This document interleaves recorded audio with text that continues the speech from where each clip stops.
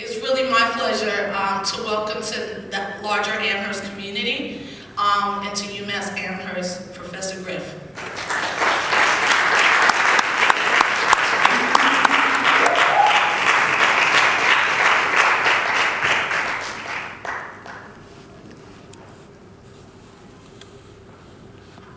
Greetings, everyone. Let's give a round of applause for our good sister Rosa Clemente. Not only to Rosa, but let's give a round of applause for Kadir Latif.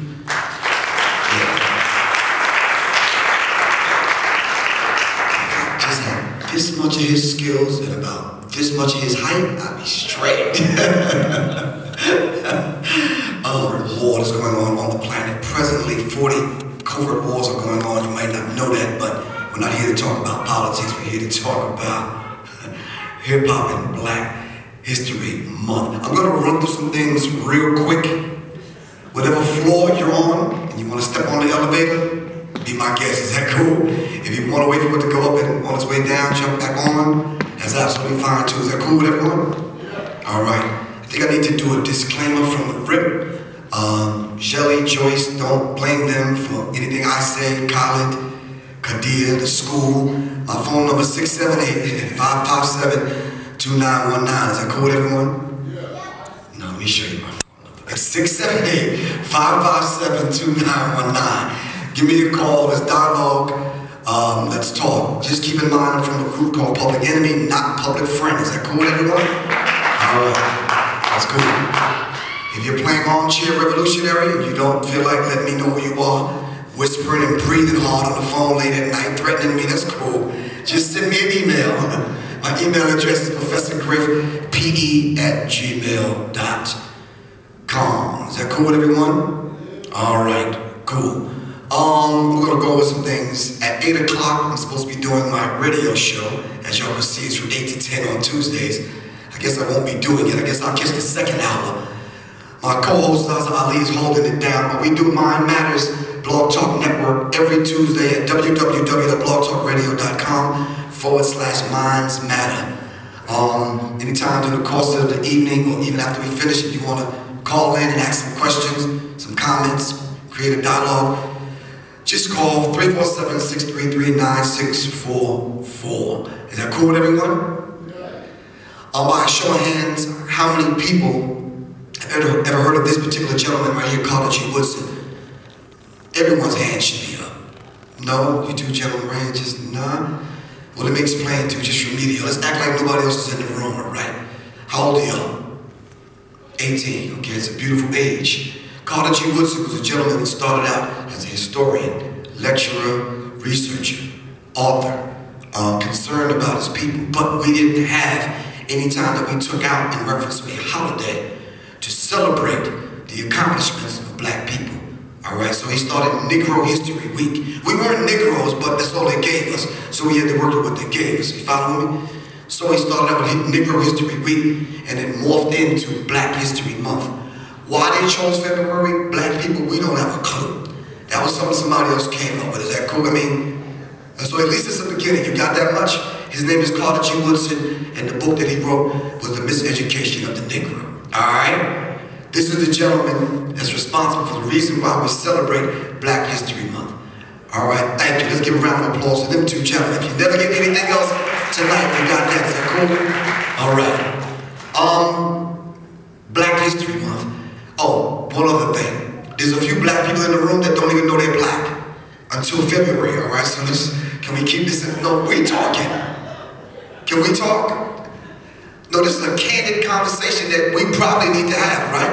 And since we're here in Black History Month, we might as well create the dialogue. Am I right or wrong? A lot of Black people don't know they're Black until Black History Month, but that's a beautiful thing, all right? Because guess what? We cannot, plus a double negative. We don't know anyone unless we know ourselves. So you follow me? All right, so we have to understand that everyone in the room has to have a point of reference, all right? Okay, let's push forward. Now, when we say Black History Month, even a lot of Black people they're not talking this Black. Are you following me? This is something we have to grow to love and understand. Are you following me? So this is very real, very, very real. We went from colored, minority, can you help me out? Negro, African American, colored, we said that. Yeah, Afro-American, they abbreviated it. Then we were Afro-American. Then we went to black. And then when we looked in the dictionary, it had all these dismal kind of terms in reference to black. So we shunned that. And then we became multiculturalists or something. Just whatever the next term is. Are you following me? And this is very real. So let's move forward. All right. I wanted to show a quick clip of my good brother Colin. Let me see if we can get some sound. I guess we're not getting sound. Hold on. All right.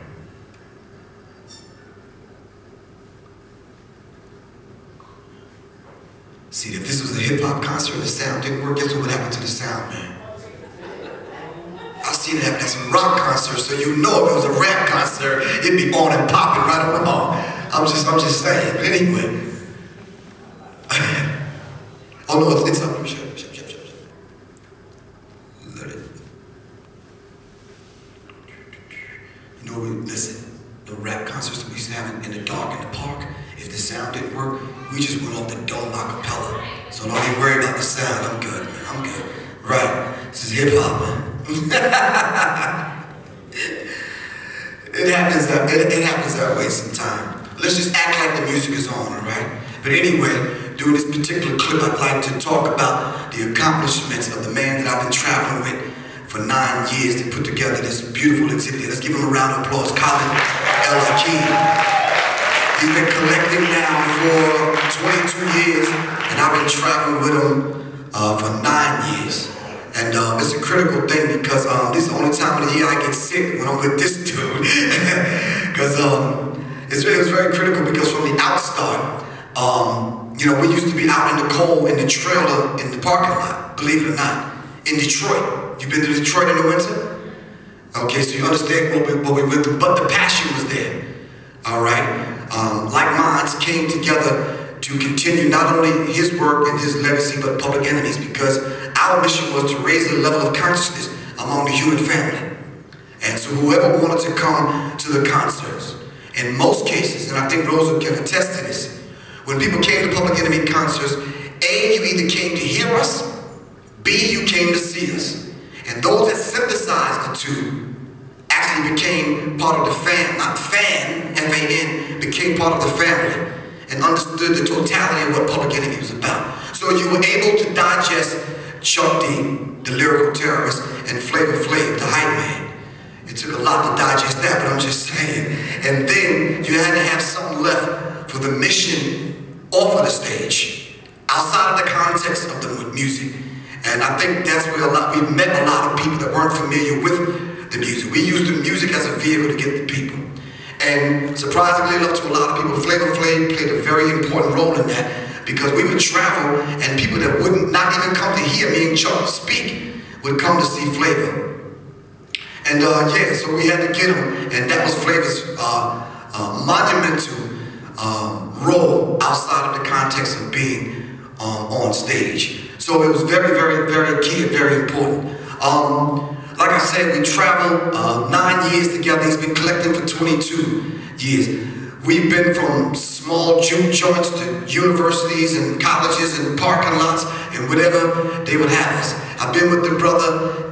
These 2 books came out, Drum Majors for Justice and the Center of the Movement. I remember these days back in the trailer. So it's a beautiful thing. Let's give him a round of applause one more time. Colin L. Akeem. I did him a favor today. I normally would ask him for this particular piece, and this particular piece is very, very, do you have it on you today? Let me see it. Well, I did you a favor. I actually went and did the research and put it up on the board so that people could see, because I seen a couple of older people last night squinting. You owe me some push-ups, dude. He normally has this piece on him, and this piece it's called the Manila. And this piece right here, I'm going to come down and let y'all pass around so you can touch it. It's a very, very critical piece, because this was the piece, as it says up here, this was the piece that was actually used to purchase slaves. All right?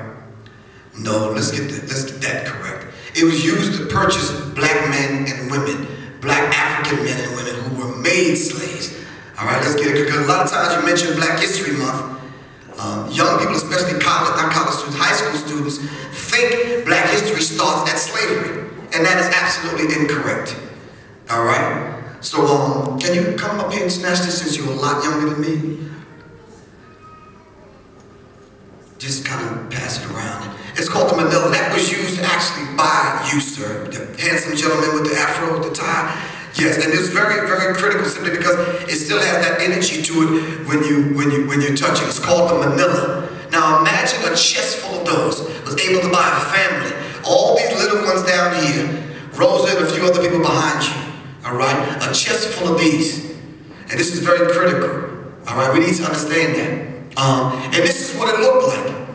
So if you never had this particular talk, this particular dialogue, nonetheless, this is what it looked like now. On the auction block, if the slave traders decide they just want the daughter and the mother, then they just took them and left the dad. They didn't care. They were property. All right? And this is a very real dynamic. All right? Breaking up the family unit. All right? And this particular dynamic went on for not 50 years, not 100 years, but 400 years, all right? And we need to understand this particular dynamic, all right? The particular exhibit that he has today is called Necessary, all right? Based on what our good brother Malcolm X gave us, by any, every, and all means necessary. And we need to understand that, all right? Let's push forward.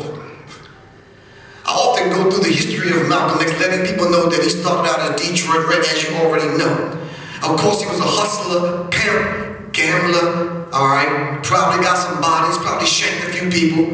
You understand what I'm saying? But he met a man and met the teachings of the most honorable Elijah Muhammad in prison, and he became the man you know today as Malcolm X.